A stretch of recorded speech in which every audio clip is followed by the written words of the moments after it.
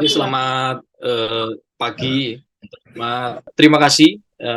Pada hari ini saya diberikan tugas untuk kita membahas ya, atau mungkin nanti diakhiri dengan diskusi tentang upaya pencegahan stunting sejak masa kehamilan.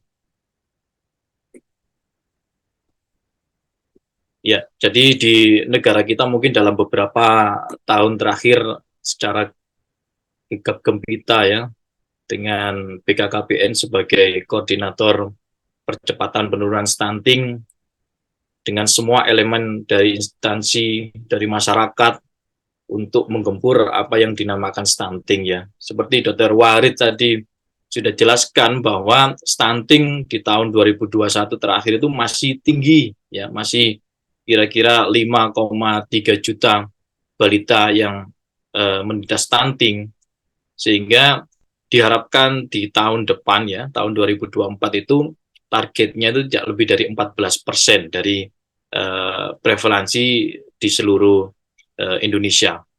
Jadi memang butuh lintas sektoral ya, salah satu mungkin dari kita sebagai petugas kesehatan, pemangku kesehatan ya, kemudian dari ibu bidan, dari petugas gizi, dari dokter obgyn, dari dokter anak, dan semuanya yang mungkin menjadi kesatuan dalam program penurunan percepatan stunting ini ya. Karena berdampaknya dampak panjang ya. Pada akhirnya nanti kalau terjadi peningkatan dari angka stunting, maka generasi ke depan akan menjadi generasi yang lemah, sehingga akan berdampak pada sumber daya manusia, ekonomi, dan kemiskinan pada negara kita ke depannya. Oleh karena itu kita harus ikut serta dalam tata laksana, baik itu pencegahan maupun penanganan stunting.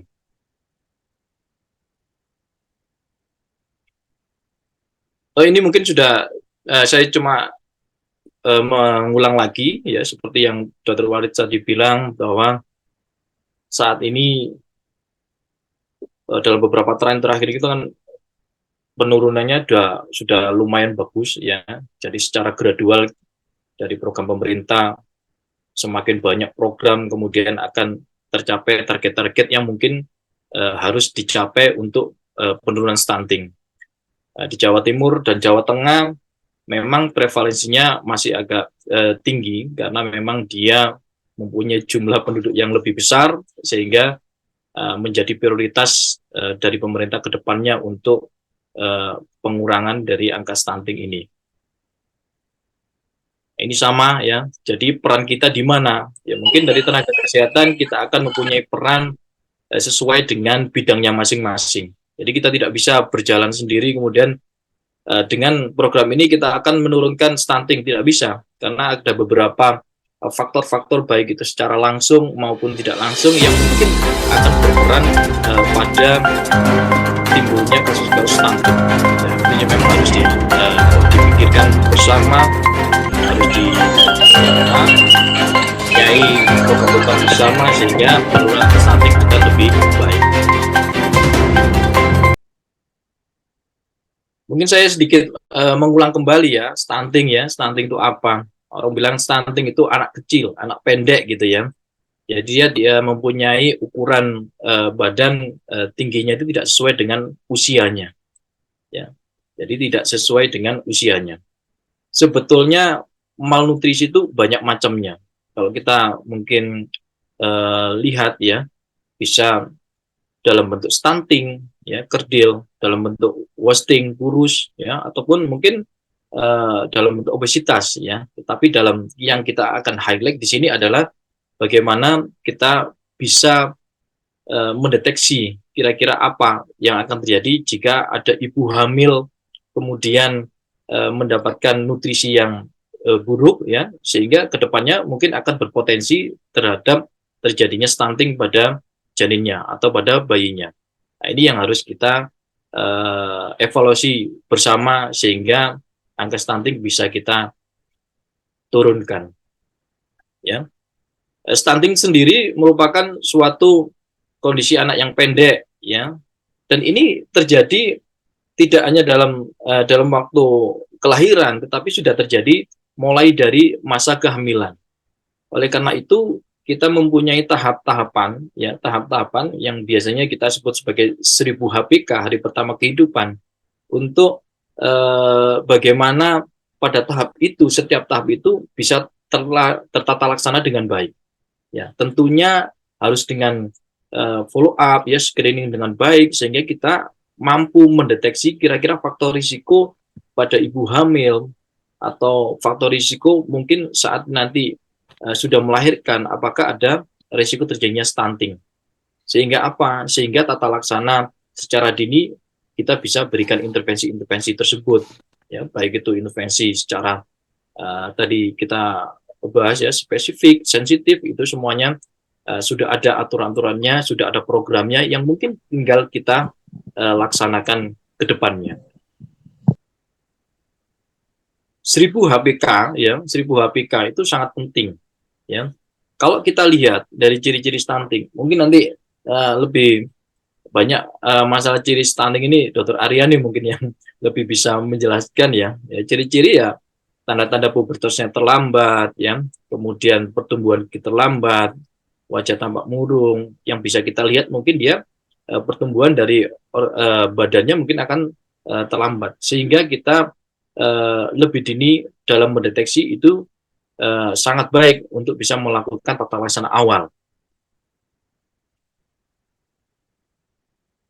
Jadi kalau kita lihat, ya, jadi kita lihat pada bayi-bayi individu stunting itu mempunyai massa dari otak yang lebih kecil, ya, sehingga dia mempunyai dampak secara pendek maupun dampak dalam jangka panjang.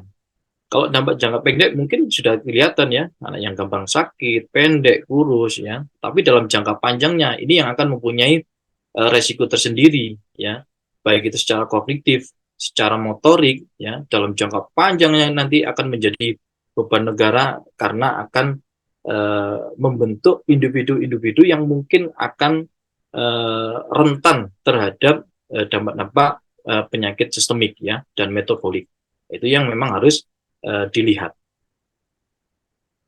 Nah, kalau kita lihat dalam 1000 HPK ini, seakan-akan kita melihatnya itu 270 hari pertama, itu kan saat kehamilan, ya.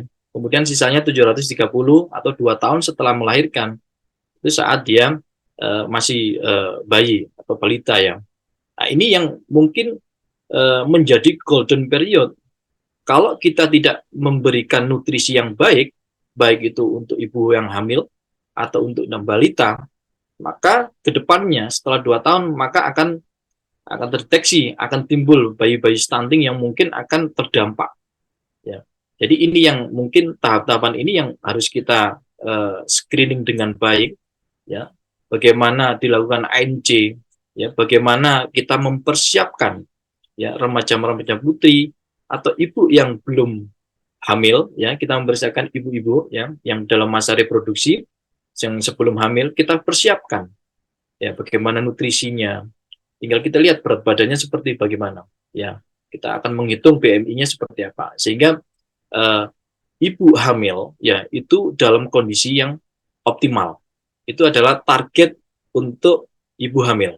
Jangan sampai, ya, sampai dia misalnya underweight kemudian dia hamil, maka risikonya akan lebih besar.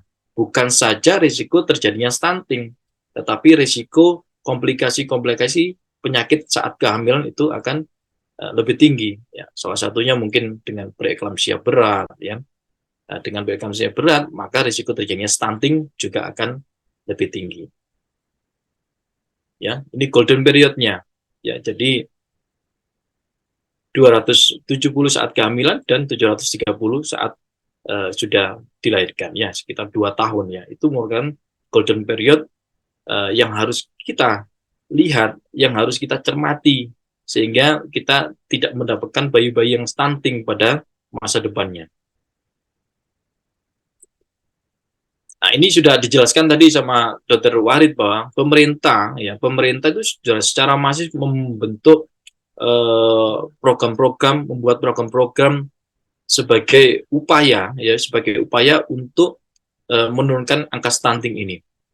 Dan ini memang harus dilakukan, ya, harus dilakukan.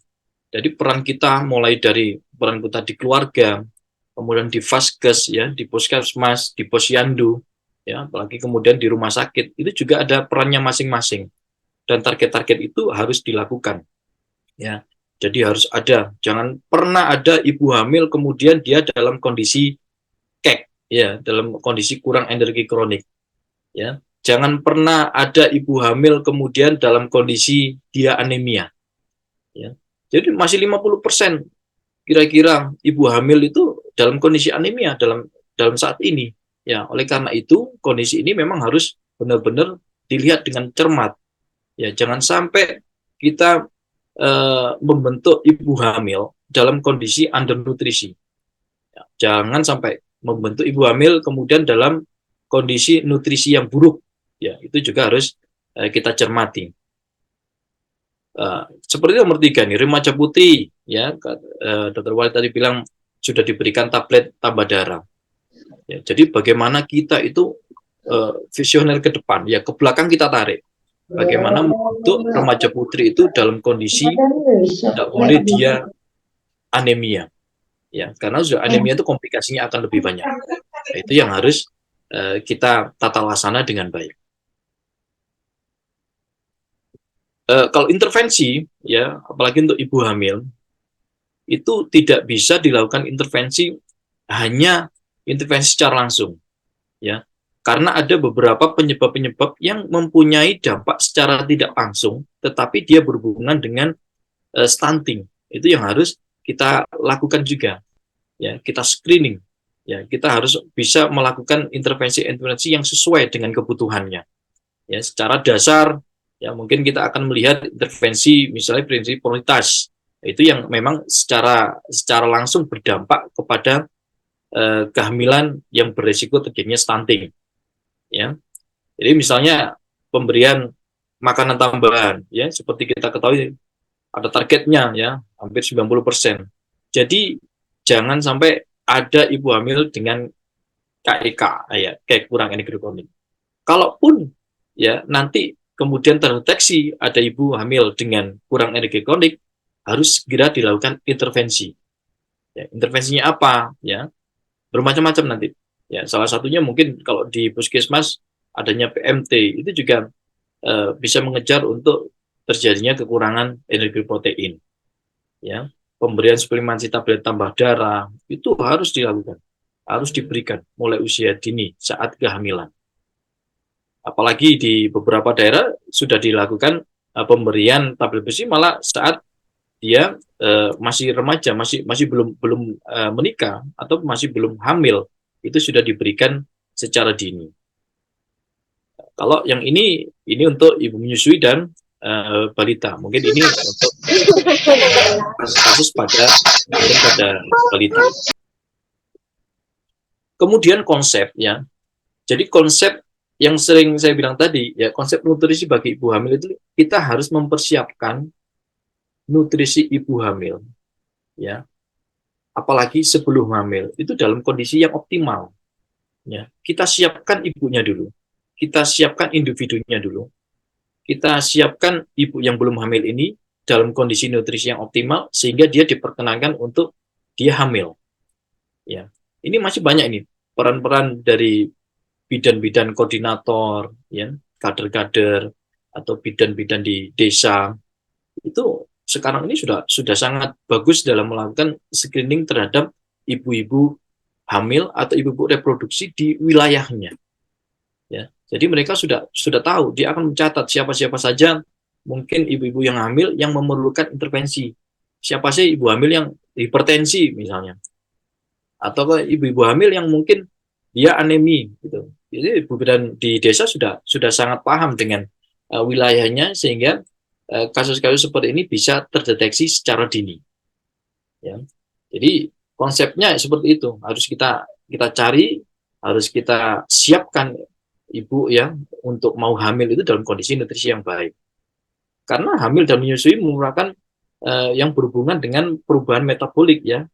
Pasti perubahan fisiologis pada ibu, ya, peningkatan kebutuhan nutrisi pada ibu, ya, itu juga harus kita cermati, ya, memperbaiki pola makan, ya, kita lihat nanti berat badannya seperti apa, itu juga akan mempengaruhi ke depannya.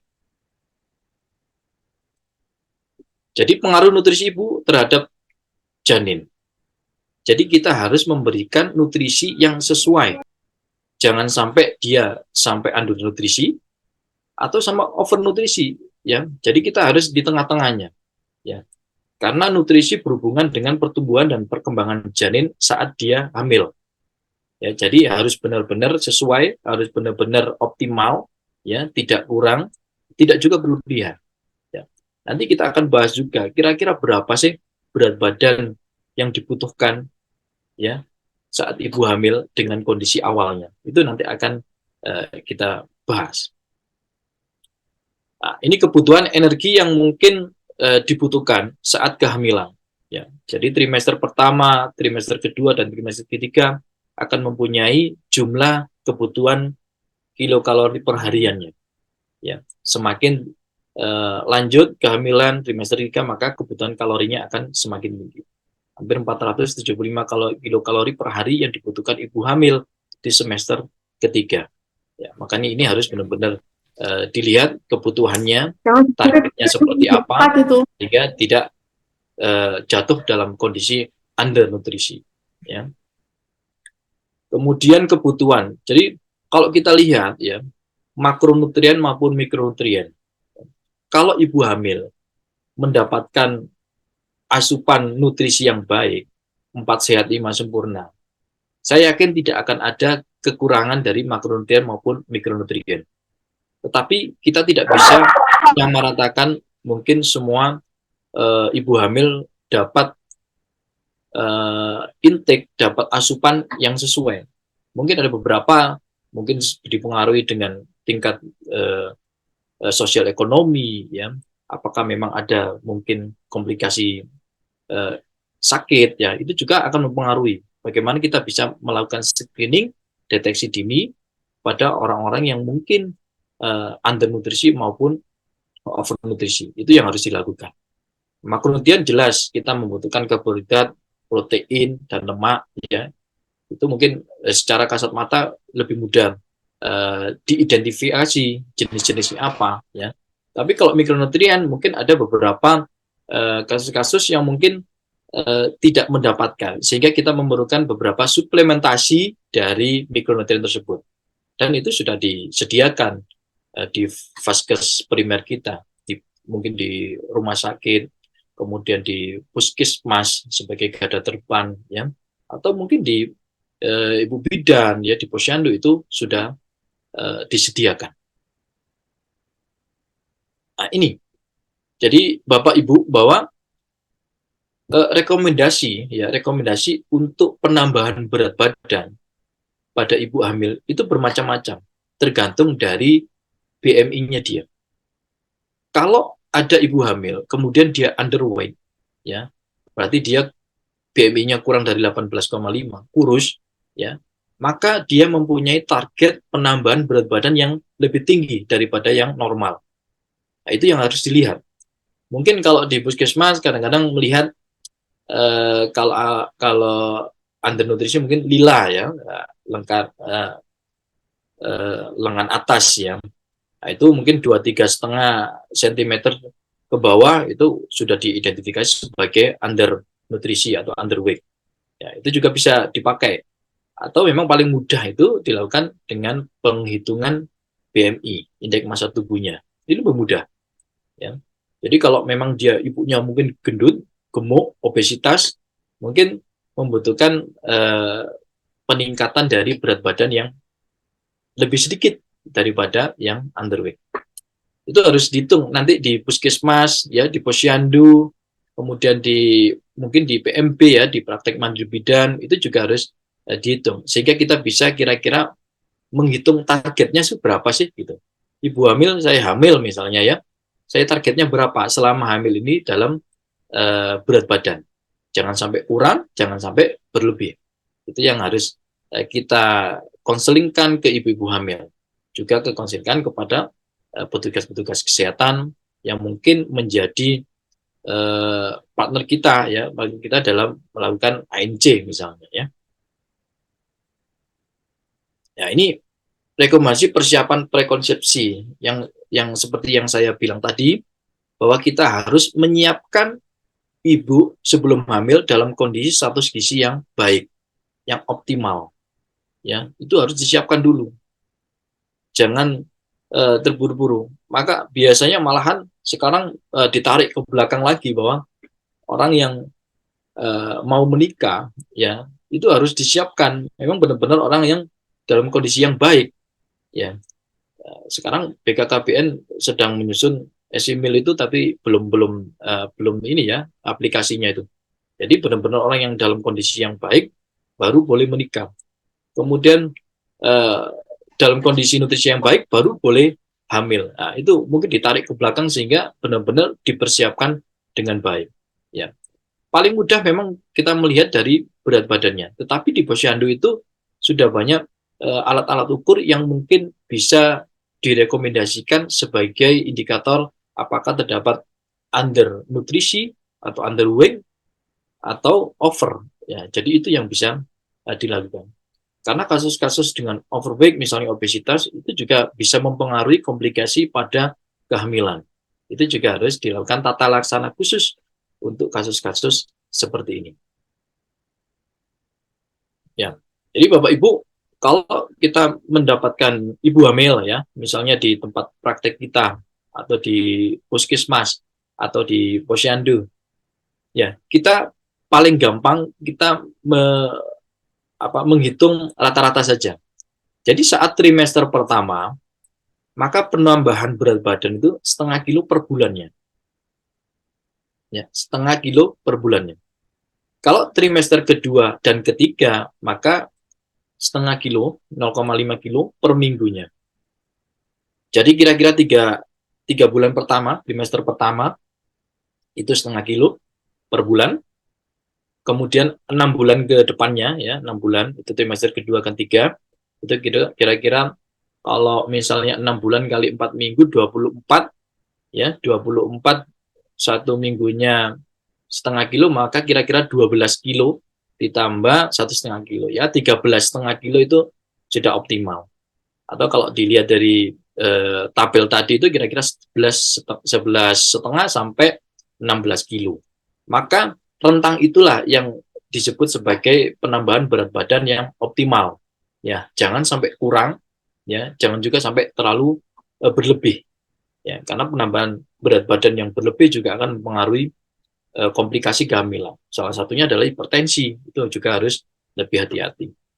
Jadi Bapak Ibu lebih gampang dilihat secara kasar saja dengan penambahan per bulan atau per minggu, dilihat dari trimester masing-masing. Nah, ini juga jangan lupa Ibu-ibu ya, bahwa merokok juga sangat berpengaruh ya. Jangan sampai kita ibu-ibu hamil menjadi perokok pasif ya. Itu harus diperhatikan juga ya. Ini rekomendasi dari makronutrien. Makronutrien itu ya karbohidrat, protein, dan lemak. Ya, saya yakin kalau makronutrien biasanya tidak terlalu bermasalah. Tapi nanti kita tidak bisa melihat mikronutriennya. Itu yang harus kita lihat lebih jauh.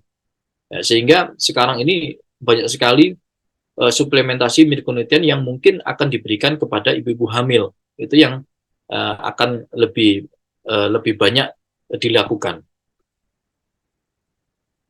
Ya, ini makronutrien lemak misalnya ODHA ini tambahan saja ya untuk pembentukan otak ya, untuk kecerdasan itu sangat penting ya. Ini juga suplementasi ini sudah banyak di pasaran ya, vitamin di dalam bentuk tablet itu sudah sangat banyak.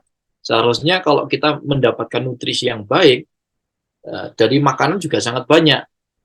Nutrisi ini bisa didapatkan ya, tapi mungkin kebutuhannya akan berpengaruh. Kira-kira kurang apa tidak ya. Jadi ini rekomendasi mikronutrien juga ya, mulai dari asam folat ya. Trimester pertama ini jelas ibu hamil juga sangat tahu bahwa kebutuhan asam folat akan meningkat, kebutuhan besi akan meningkat, kebutuhan vitamin B12 akan meningkat. Nanti kan coba kita bedah satu persatu, mungkin kita juga akan bisa kira-kira dari mana kita mendapatkan mikronutrien ini.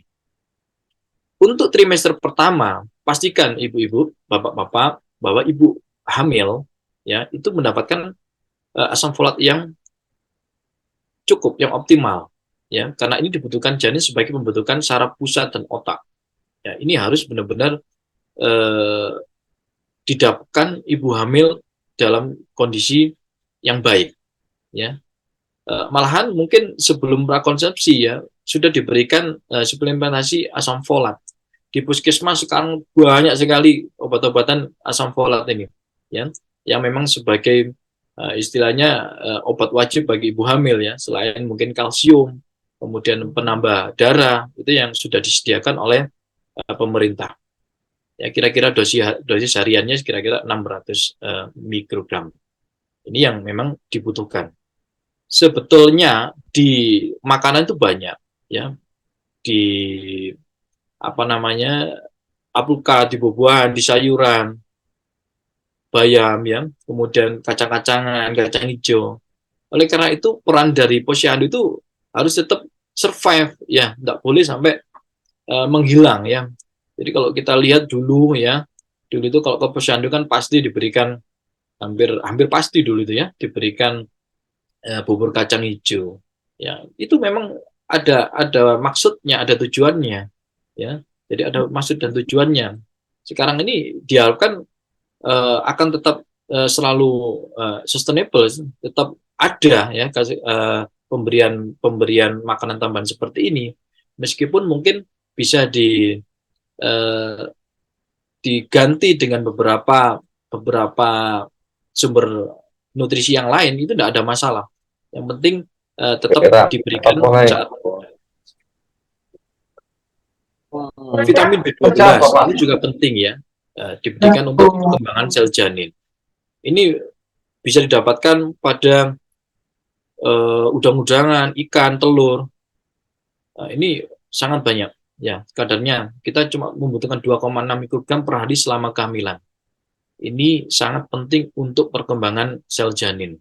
Ya, seperti saya bilang tadi bahwa kalau kita mendapatkan asupan intake nutrisi yang baik dari makanan kita sehari-hari, insya Allah tidak ada kekurangan mikronutrien gitu, tidak ada. Tapi kan kita tidak bisa memastikan setiap individu, setiap orang itu bisa mendapatkan nutrisi yang sama. Ya, sehingga apa? Sehingga akhirnya dari pemerintah ya memberikan suplementasi mungkin tambahan sebagai backup ya kalau mungkin ada kekurangan. Nah, itu yang harus dilakukan karena selama kehamilan kebutuhannya mereka akan semakin meningkat ya, tidak sama kebutuhan nutrisi ini pada ibu hamil dengan yang tidak hamil. Maka kadang-kadang ibu hamil itu tidak aware ya dengan nutrisi yang mungkin harus dia asup. Ya, kadang-kadang dia makannya, pola makannya akan sama seperti saat sebelum hamil, padahal itu tidak tepat. Maka harus lebih hati-hati, kita konselingnya harus lebih baik sehingga target kita ke depannya akan tercapai. Ya, tablet besi ya, ini juga selalu diberikan ya. Apalagi sekarang beberapa wilayah di kabupaten di Jawa Timur juga ada ya, itu sudah diberikan tabel besi mulai dari remaja putri. Itu juga bagus ya untuk mencegah terjadinya anemia. Karena anemia itu kalau bagi ibu hamil itu sangat mempengaruhi kualitas baik ibu maupun kualitas pada janinnya. Itu harus hati-hati. Itu bisa diberikan nutrisi dari daging-dagingan merah, dari hati, dari tempe itu juga sangat tinggi kadar dari ironnya ya. Jadi kira-kira 60 sampai 120 miligram per hari itu bisa dilakukan pada intervensi pada mungkin ibu-ibu hamil yang kekurangan tablet besi, zat besi. Vitamin C ya pada buah-buahan. Ya, vitamin C ini sangat berpengaruh terhadap penyerapan ya. Kalau vitamin C kita kurang ya, maka penyerapan yang kita minum itu tidak akan diserap dengan baik ya, zat besi, kalsium, ya itu tidak akan diserap dengan baik. Maka harus dibutuhkan mikronutrien yang lain, vitamin-vitamin yang sebagai pelarut untuk bisa diserap oleh tubuh. Itu juga harus diperhatikan. Mohon izin waktu kurang 3 menit ya, Dok. Oke, terima kasih. Nah, kemudian kalsium, ya kalsium ini untuk membantu pembentukan tulang. Ini juga sangat penting. Nah, ini kira-kira 1000 mg itu untuk dosis selama kehamilan. Ini sangat diperlukan, ya kira-kira 1 gram. Ini suplementasinya sudah sangat banyak, di puskesmas juga sangat banyak, ya. Nah, tinggal kita memberikan konseling yang baik, ya. Kadang-kadang kayak misalnya tablet besi, kadang-kadang ibu hamil mual, ya tidak ingin minum, ya karena mualnya itu. Sehingga kita harus mampu memberikan penjelasan bagaimana caranya minum tablet besi itu tidak mual. Kadang-kadang harus dikomunikasikan dengan eh, obat tertentu sehingga dia tidak merasakan mual, sehingga dia bisa melakukan intake yang baik. Zinc ya, itu juga sangat penting untuk metabolisme, ya meningkatkan sintasa protein, ya bisa diberikan pada udang-udangan, ya kita butuhkan ikan-ikanan maupun brokoli itu juga sangat tinggi kadar zincnya. Kemudian terakhir, bahwa kalau kita sebagai petugas kesehatan, kita seharusnya sudah diberikan fasilitas, kita difasilitasi, ya lebih mudah kita melihat apakah dia ibu hamil ini undernutrisi apa enggak. Kita punya pegangan, ya kalau eh, pegangannya ibu hamil itu buku KIA, ya. Jadi kalau kita mempunyai pegangan buku KIA itu bisa terdeteksi dengan awal, secara awal. Di sana kita akan dokumentasikan semua pemeriksaan kita, sehingga kita bisa merangkum, kita bisa melihat kesimpulannya apa nih. Ibu ini apakah kekurangan nutrisi? Ya, kalau memang kekurangan nutrisi harus segera dilakukan rujukan sehingga mendapatkan tata laksana yang baik. Ya, jadi buku KIA ini untuk ibu hamil harus mempunyai dan harus didokumentasikan. Ya, sekarang tingkat untuk dokumentasinya itu masih beberapa persen, masih rendah persentasi untuk melakukan dokumentasi, untuk menulis apa yang kita periksa itu sangat sangat rendah sekarang ini. Ya, sehingga kalau kita melihat ini dokumentasi ini lebih lebih mudah, kita lebih gampang melakukan screening. Ya, jadi kita bisa lihat ya tinggi badan, berat badan ibu, nilainya dihitung, ya, IMT-nya dihitung, BMI-nya dihitung ya. Jadi kita bisa melihat kira-kira ibu ini status gizinya seperti apa. Kalau kita sudah bisa menyimpulkan kira-kira ibu ini harus bagaimana, apakah bisa dilakukan ANC di puskesmas, apakah bisa dilakukan ANC-nya di rumah sakit, atau mungkin harus dilakukan rujukan, ya rujukan ke dokter spesialis misalnya. Nah, itu bisa kita lakukan deteksi lebih mudah. Ya, di situ juga tertera makanan-makanan apa saja yang mungkin bisa dilakukan asupan untuk ibu hamil, mulai dari trimester pertama, kedua, dan ketiga. Ya, pada umumnya kan ibu hamil belum sampai kemudian membaca eh, informasi-informasi seperti ini. Nah, itu yang harus kita cermati juga. Ya, jadi take home message-nya bahwa gizi yang baik pada ibu hamil itu merupakan salah satu faktor sebagai penurun stunting. Ya, jadi gizi yang baik, kita persiapkan gizi ibu hamil. Kita persiapkan orang atau wanita, ya individu yang belum hamil, kalau mau hamil disiapkan secara yang baik. Ya, jangan sampai sudah hamil kemudian undernutrisi, maka tata laksananya akan lebih rumit, ya, tidak akan lebih mudah, ya. Kemudian ANC yang baik sebagai tahapan itu sebagai screening, ya. ANC seperti dari dokter Wali itu bilang bahwa ANC minimal 6 kali untuk ibu hamil. Jadi 2 kali harus tersentuh oleh dokter sehingga kita bisa melakukan evaluasi dengan USG. Nah, jadi dengan 6 kali ini minimal ya kita melihat tidak sekedar kuantitas dari ANC-nya tapi kualitasnya juga penting. Ya, kualitas penting untuk menentukan baik tidaknya ANC tersebut. Ya. Dan terakhir, ya generasi bangsa ke depan akan dipengaruhi oleh bagaimana kita dapat melakukan pencegahan terjadinya stunting pada saat ini. Sehingga masa depan kita, ya negara kita akan diisi oleh generasi-generasi yang cemerlang. Matur nuwun